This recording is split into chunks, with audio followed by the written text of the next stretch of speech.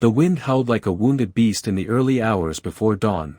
Over the vast black surface of the North Sea, waves rose like walls of water and crashed with violent fury against the jagged rocks of the Farne Islands. Inside the Longstone Lighthouse, its beam cutting through sheets of rain and darkness, 22-year-old Grace Darling awoke to the unmistakable vibration of a storm that seemed determined to tear the world apart. The windows thudded with the slap of heavy gusts, and the roar of the sea echoed through the stone chamber like distant thunder rolling through a cavern. Grace wrapped her shawl tighter around her shoulders and stepped closer to the narrow window that faced the storm.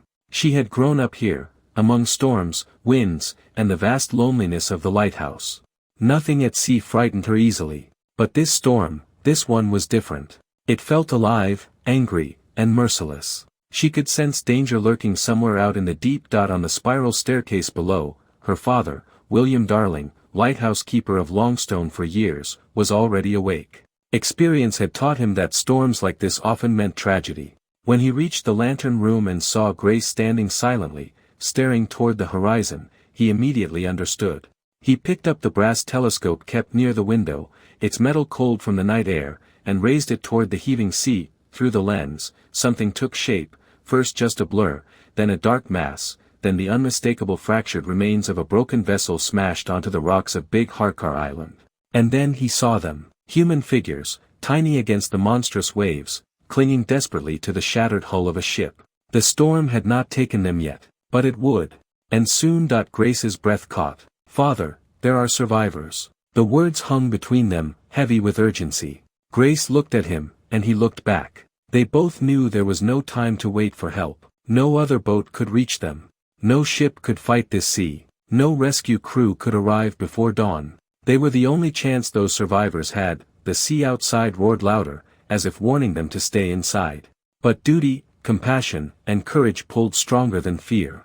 With a quiet nod, William made the decision both knew he would make. "We must go," he said. Minutes later, they pushed open the heavy lighthouse doors.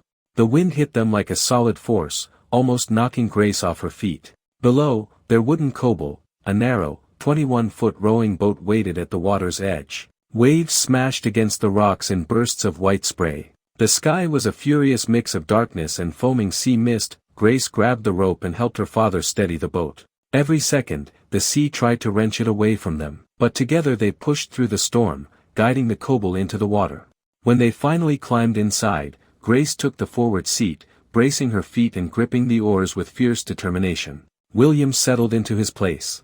The journey began. The first stroke was like pulling against the weight of a collapsing world. The second was no easier. Each wave rose as tall as a building and crashed down with a sound like breaking stone.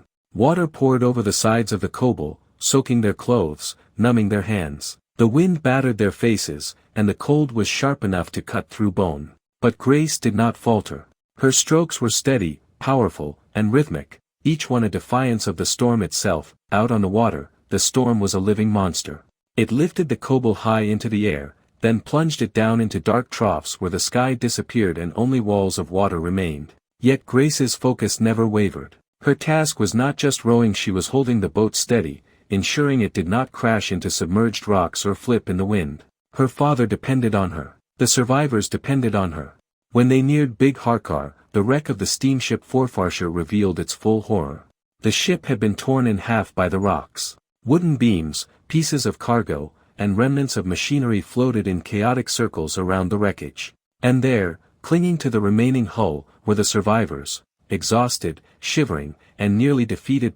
One of them spotted the koboh.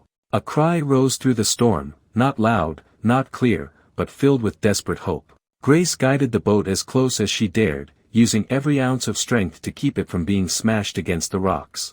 William reached out first, pulling an injured woman into the boat. Grace shifted the koboh's balance, compensating for every movement, every shift of weight. Another survivor was lifted aboard.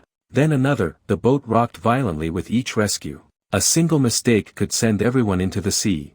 But Grace's steady hands, firm grip, and unyielding focus kept disaster at bay. 5 people were safely aboard, far more weight than the koboh was meant to carry in calm weather, let alone a storm. There was no room for more. William gave a nod. They had to return. The journey back was slower, heavier. The survivors huddled in the bottom of the boat, their bodies shaking uncontrollably. Grace rowed as if her arms were made of iron, fighting both fatigue and the wrath of the sea. Her muscles burned, her fingers felt as if they would tear from her hands, but she did not slow. She could not. When they reached the lighthouse, Grace rushed to help bring the survivors inside. Fires were lit, blankets wrapped, hot water prepared. But there was no time to rest. For more survivors were still out there.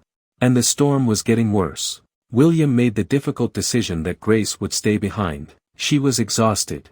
Her hands were raw. She had already faced the sea once.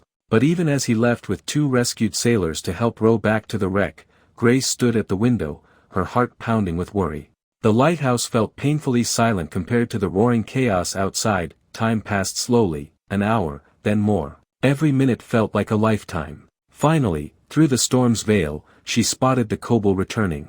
All 4 remaining survivors were with them. Against all odds, they had done it. 9 lives saved. News of their heroism spread faster than the storm itself. Newspapers across Britain printed their story. Illustration artists sketched Grace's face. Crowds gathered just to hear her name. She became a symbol of courage, humility, and devotion. Letters flooded the lighthouse, thousands of them. Admirers sent gifts. Funds were raised in her honor. And eventually, a personal gift of £50 from Queen Victoria arrived, along with a gold medal for bravery, but Grace never sought fame. When reporters visited her, expecting some grand statement, she spoke softly, humbly. "I only did what anyone would have done," she said, yet everyone knew the truth. Not anyone could have done what she did. Not anyone would have rowed straight into a murderous storm.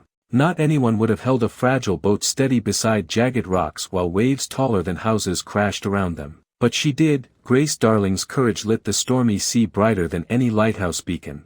Her bravery became legend, her story passed through generations, inspiring sailors, rescuers, and ordinary people alike, and on the harsh shores of Northumberland, where the winds still roar and the waves still break upon the ancient rocks, the tale of that September morning continues to echo, a reminder of the day a young woman faced the fury of the sea and saved 9 precious lives.